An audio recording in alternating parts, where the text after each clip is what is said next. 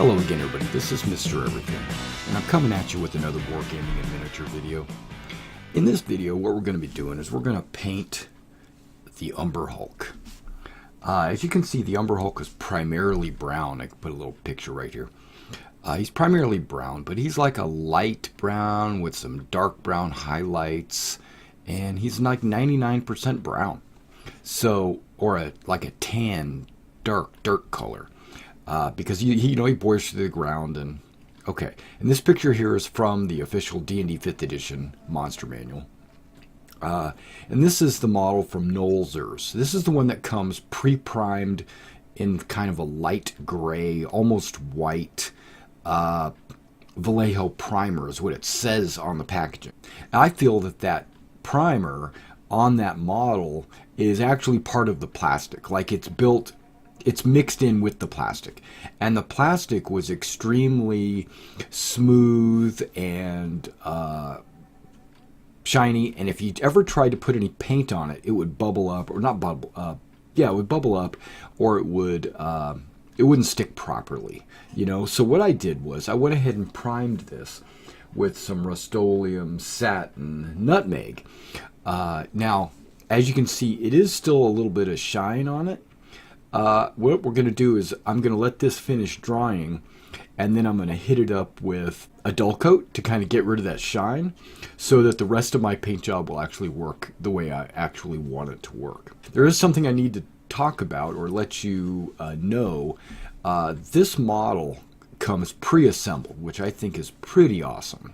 I didn't have to put it together or anything. It came straight out of the package just like that. Now, it was already mounted on this textured base right here. It included a 2-inch round base, okay, that you can use on your tabletop or battlefield mat or whatever you're playing with, your 1-inch squares, as a large creature. So, but when I went to glue this base onto this base, you can see that there is a gap. The reason why there's a gap is this bottom base was actually warped. It had multiple, it was shaped in, it wasn't flat. And so I tried sanding it, or I tried filing it. Here's the file that I was using. And it is like extremely tough. And it basically did not want to file. And it didn't, well, that's also a metal file, but it didn't want to file, so I considered taking an X-Acto knife to it, but then I thought to myself, no, I'm not going to do that. I'm just going to glue it to the base, because the base is perfectly flat, So I said I'll just glue it to the base, and then when I go in and texture this base, I'll be able to fill in all that gaps and stuff like that. So I just glued it down, and then I primed it gray first, and then I sprayed it with nutmeg spray paint.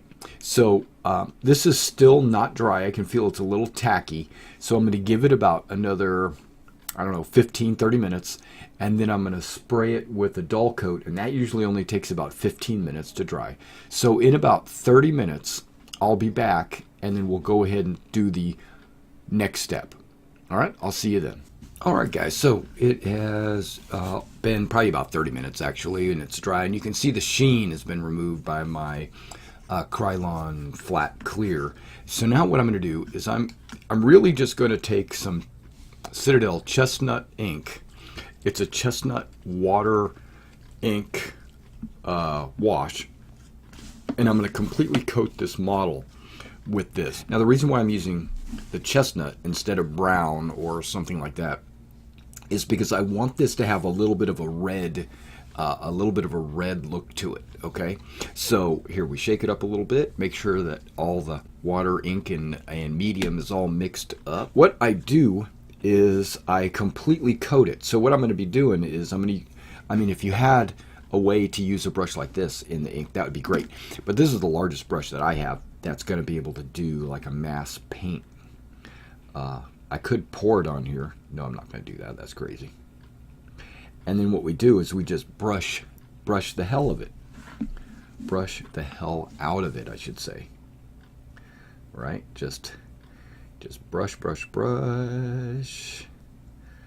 and I'm trying to get a 100% coat. You see, I'm just putting like a lot of extra. Inside, outside, upside, the entire carapace.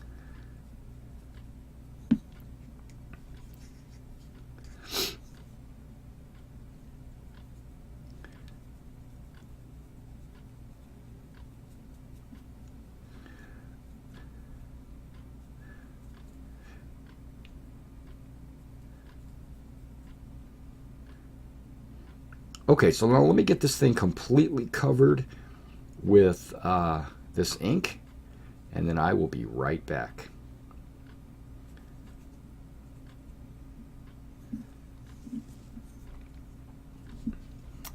All right, so now I've got my first layer, my first coat of ink is completely on the model, right? I put it on extra thick. I did that on purpose. It's going to pool up in all the cracks, as you can start to see, right? And then on some of the surface areas where there's little holes and cracks in the carapace, it'll pool up inside those little pockets, and then it'll thin out on the surface there. And underneath, you got to make sure you get underneath as well. You want to get a complete 100% coating. All right, now I'm going to let this sit for 30 minutes or so. I'm going to let it dry, and then I'll be right back. All right, guys, so we're going to put that down, and I'm going to clean my brush, and I'll be right back. All right, guys, our ink has dried. You can start to see how it's settling into all the grooves and cracks of the model. You could probably base this up just the way it is and play with it on the tabletop, because this is pretty much what the Umber Hulk should look like, just completely brown, highlighted and lighter and darker. But that doesn't make for a very interesting looking model on the tabletop. You want the monster to have a little bit more life, a little bit more color and detail. You know, 1, 2, or 3 colors on a model just isn't enough to bring out the life of the model. Okay, so I've got some browns here and over here that I'm going to be using on this model to bring out the details. There's some things on this model that don't have a whole lot of surface, but should be really easy to paint. So what I'm going to do is I'm going to take the mandibles, these 2 mandibles here, and then the 2 very minor little mandibles right there, and I'm going to paint them with camel. Notice how I put like a very small little drop. I mean, it's very little. And I'm using an O. This is an O brush. A 0, I should say a 0 brush.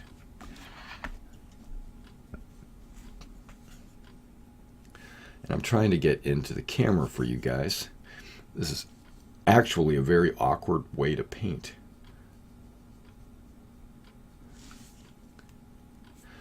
But this is the only thing that's going to be camel, is the mandibles.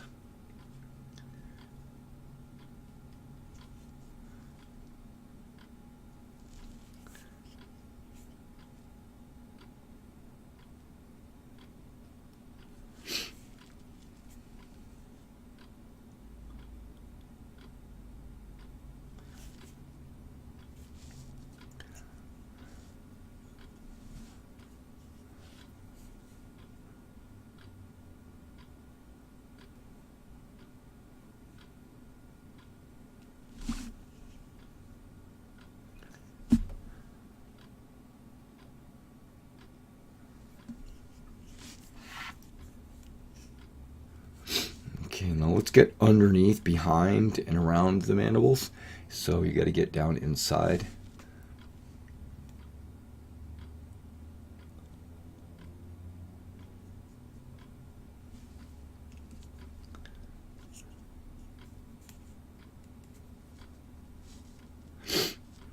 Sometimes you got to reach between the legs.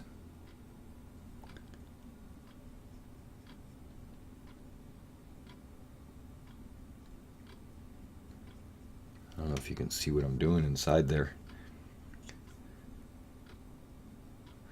Now, it's not a 100% clean paint job. There's going to be some of the ink wash shining through in certain areas, especially the jagged edges on the front side. I did that on purpose so that it'll look like maybe it's a little dirty or something like that. Or, you know, and to give those little mandibles enhanced look to them. Okay, so we're just going to hit these two little pincers.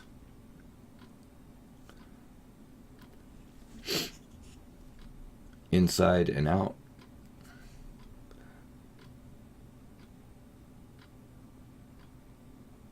There we go. That's going to be my mandibles. Now there's one other thing that's going to be camel, and that's going to be the eyes. Okay, so if you look real close, you've got these two eyes, one there and one there. What I'm going to try to do is just paint the top and the bottom of the eye, leaving the brown slit there. Something just like that. I mean, you can barely see it. It's really just a slit on the top and the bottom. The eyelid on the top and the bottom.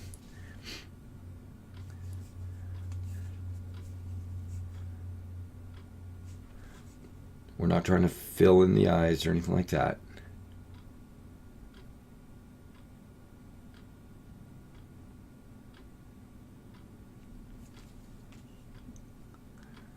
There we go. We're just trying, okay, I don't know if you can see that.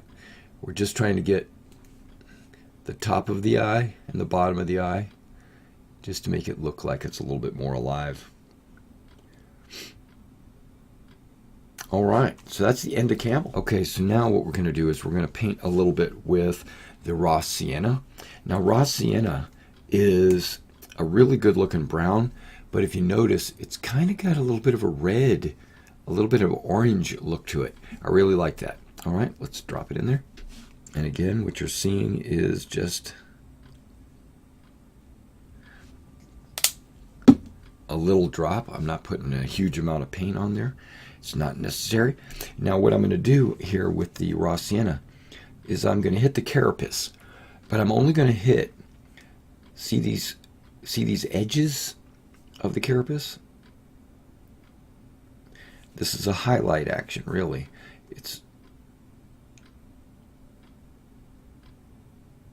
I'm kind of getting rid of any dark and making it a very light.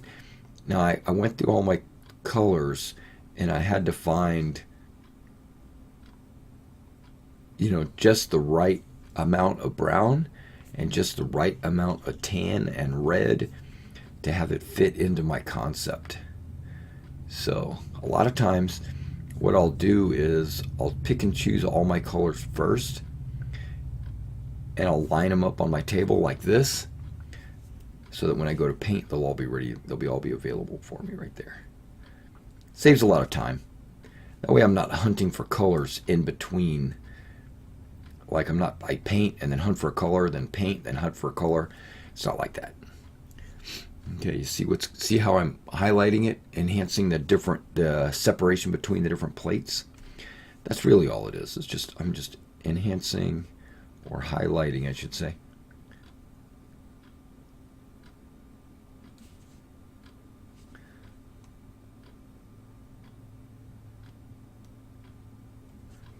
I'm highlighting the separation between the plates.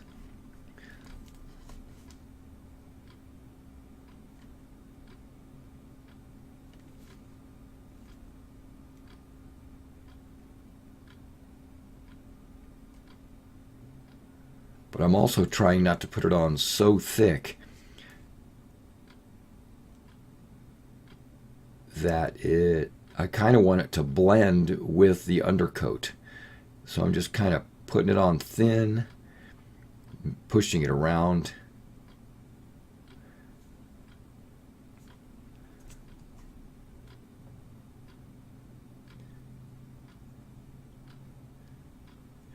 Now when I'm done with this model, in the comments, tell me if you liked the color scheme on my Umber Hulk. Tell me if if you think this looks like a good Umber Hulk.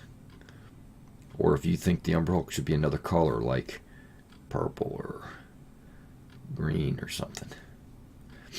I know it shouldn't be, but I'm just playing. But just tell me if you like. See that? See how that brings out the separation in the plates? Yeah, without it being too much of a contrast. If I painted black or bleached bone or something like that, it would have made the separation look more. And I didn't want to have the separation look too much. See, now it looks like there's a wound right there. It cuts through the carapace. Notice how that brown ink got down inside there and made it really dark. That's awesome. So it makes that little wound stand out even more.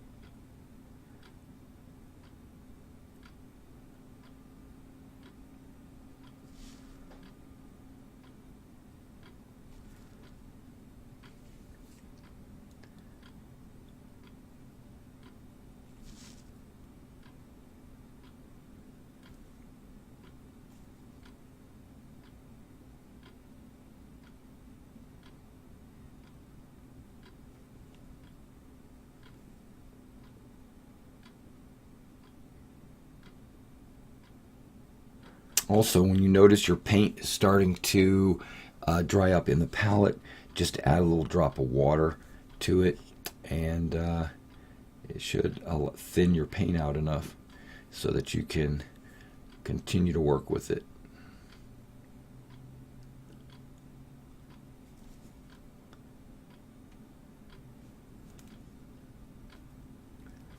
Okay, just examine your model, make sure there's no like extra pieces of carapace that you missed.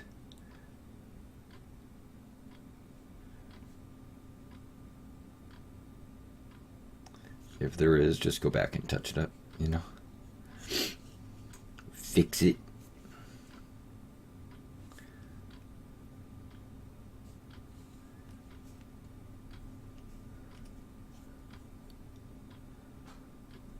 Oh yeah, the inside of the legs.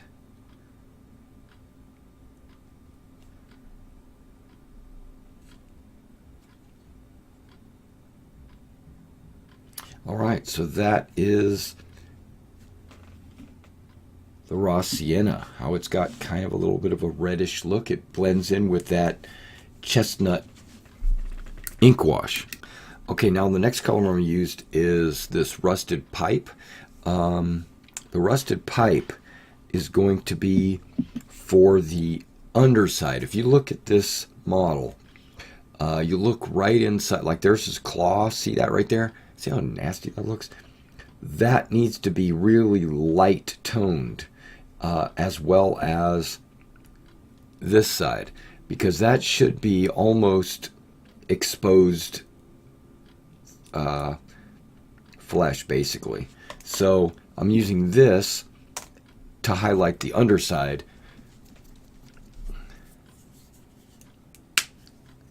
And again, we just need a little bit of a drop. Something like that. You don't want to, you don't need to excessively fill up your palette or whatever.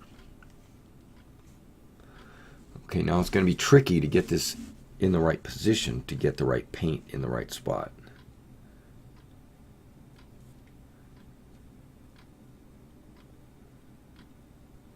Just like that, basically.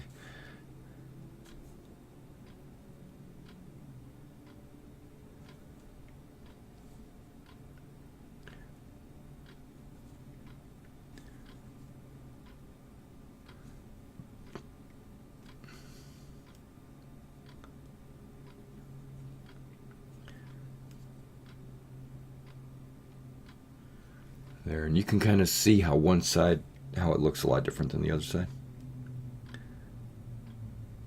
I'm still leaving the dark ink down in the cracks because that really brings out the highlight, makes the highlight look even sharper.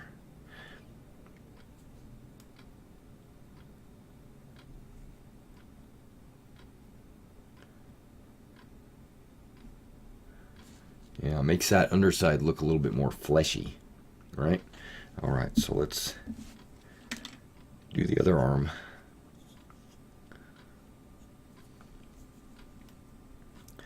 This one looks a little harder to get to, but not impossible.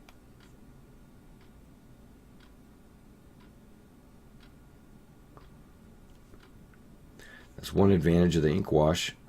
It gets places where the paintbrushes usually can't get to.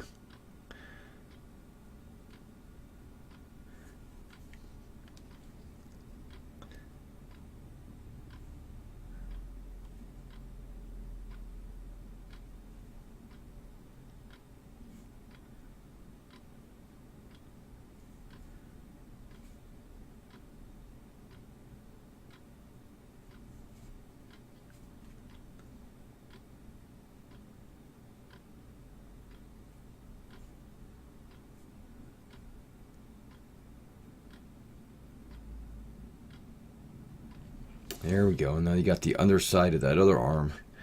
Looks pretty fleshy. Now there's no place really else on the body that would be considered fleshy, except in my opinion, I think this little area of the arm on both sides should be that color.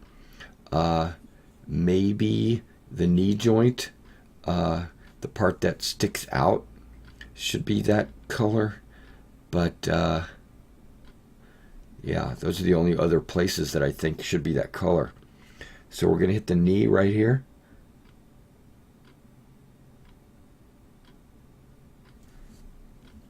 See that? And then the inside of the knee, of course. Can't do the outside of the knee without doing the inside of the knee. I don't know, can you even see inside there?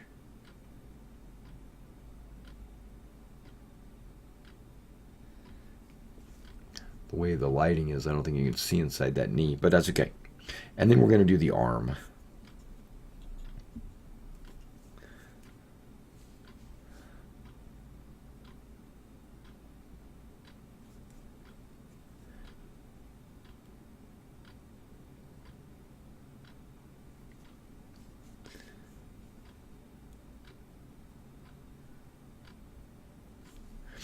And I consider this like to be the part of the Umber Hulk that's fleshy and exposed. And if you were a player attacking the Umber Hulk, these are the areas that you would be aiming for. You know, because of its armor class and all that. It's like super heavily armored. Super heavily.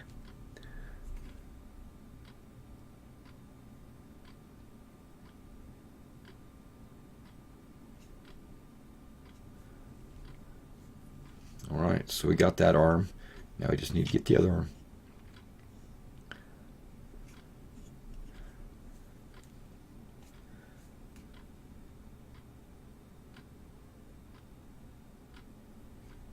Alright, so we got the arms.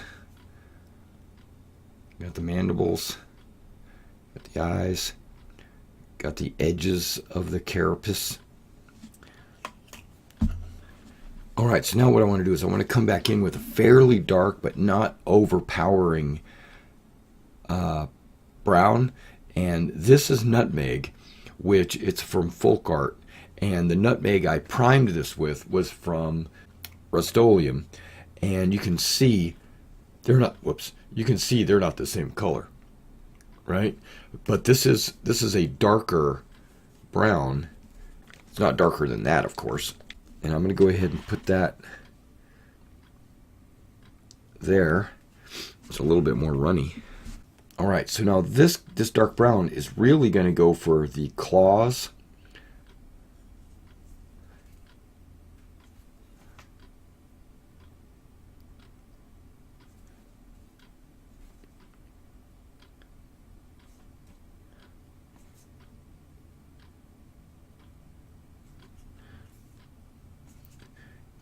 It's gonna bring out the claws and making them look a little bit more intimidating while keeping them still brown.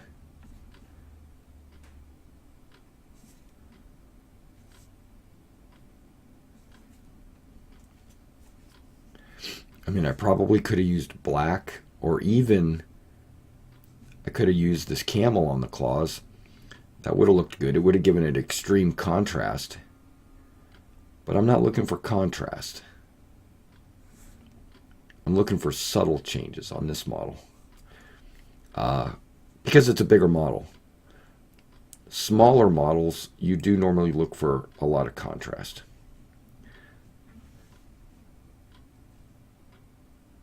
Because the details are harder to see. But on big models, the details are easier to see, so you don't really have to rely on contrast to bring out the differences. See how those claws look a little bit different? Yeah. Anybody that looks at this model will say, oh wow, he painted the claws. I'm only doing the fingernails, not the whole like finger. All right. Now the Umber Hulk has more than just its hands. It's got its guts. It has its feet as well.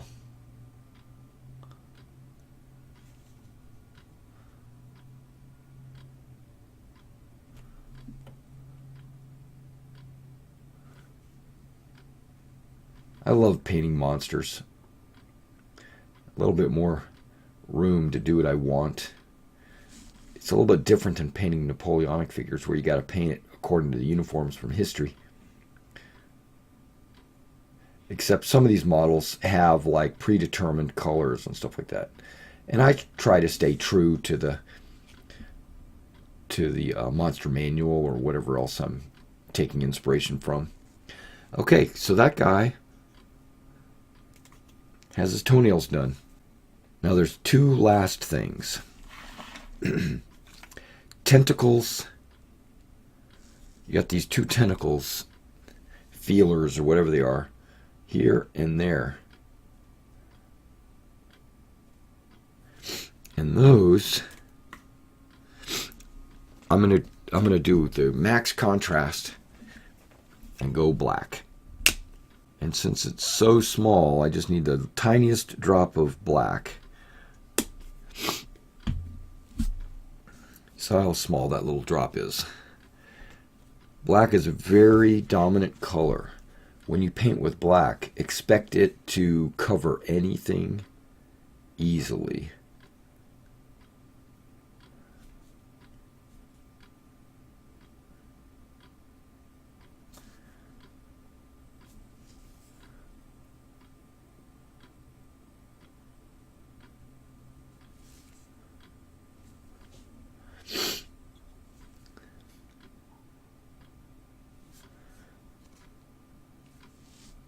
Okay, that's one tentacle, but now this other tentacle is actually molded into the body. So I gotta be a little bit more careful with this one.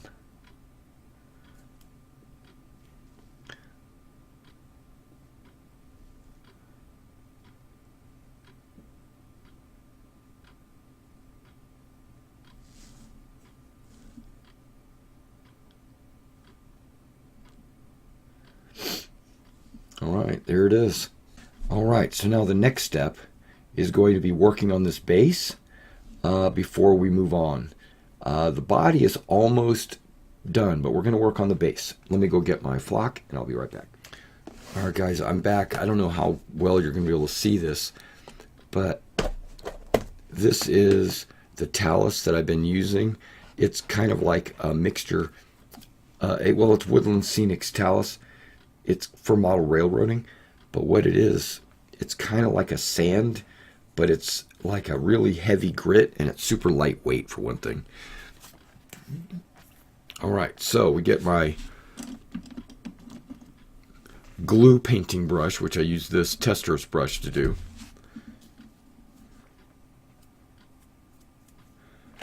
I have my Elmer's glue here, and I'm going to not cover the entire base with this. What I'm going to do is I'm going to put it in the three sides that are not the model base, leaving the center model raised base ungridded, non-gridded, gritless, right? But I'm going to use this to apply the glue in and around the gaps and up on the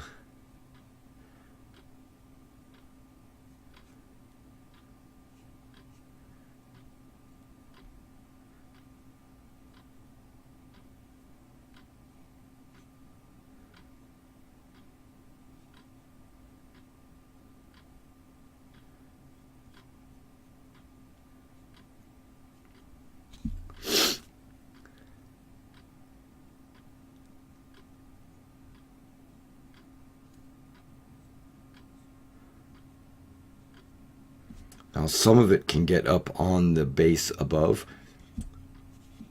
That's perfectly fine, because then it shows blend, like it's blending.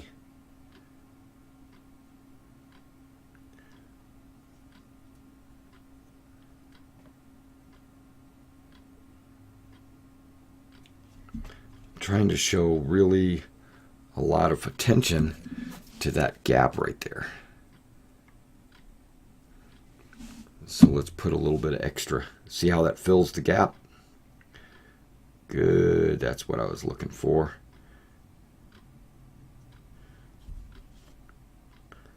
Everything's painted all the way out.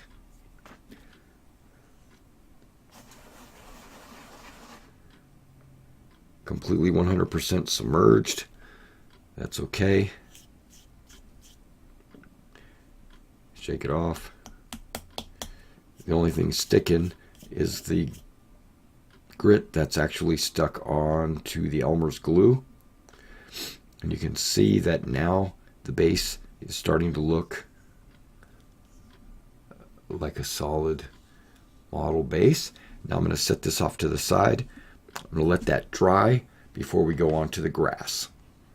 All right, now that the sand is dry in between the cracks and the bumps and the ridges, disguising the imperfections of this base, I'm going to put some grass flock on there now. And what I'm going to do is I'm going to deliberately cover up any of the over drips from the initial ink coatings. And also, basically, I'm just going to put grass all over the base. It's going to be probably about a 75% to 90% covered in flock. So here, let's go ahead and just put some straight Elmer's glue, not mixing it with water or anything like that. And then I just push it around, because I mean that way. No, I push it around with my brush here, giving not a 100% coating, remember, but a pretty good sizable chunk of the coat. Try to get it behind the feet as well, not just in front of the feet.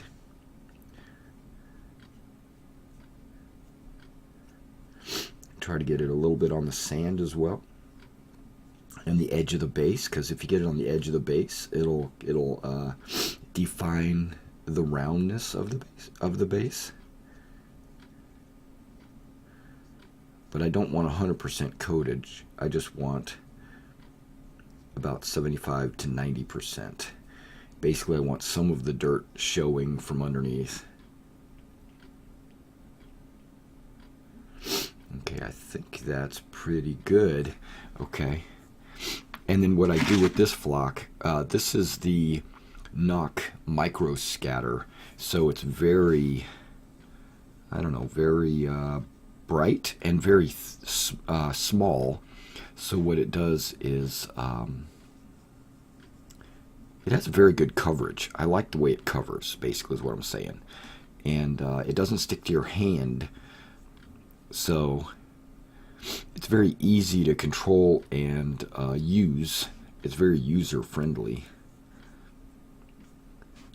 It doesn't really, and because it's kind of a sawdust production, it kind of falls straight into my tub. It doesn't let wind or anything like that blow it around. Okay, so what we're going to do is we're going to let this dry just for a few minutes.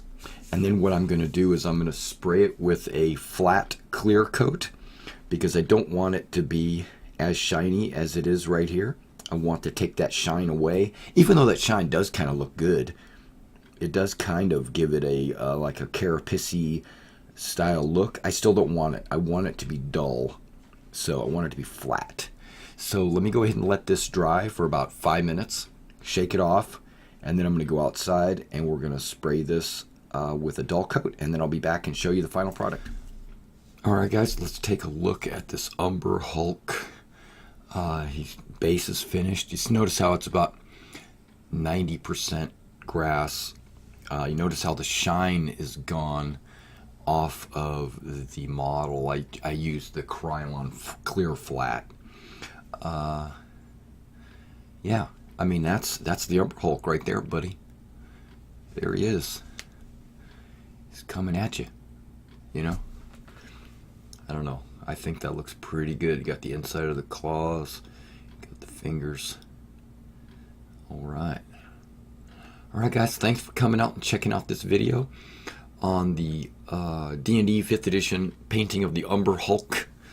And come back and check out some more. See you next time.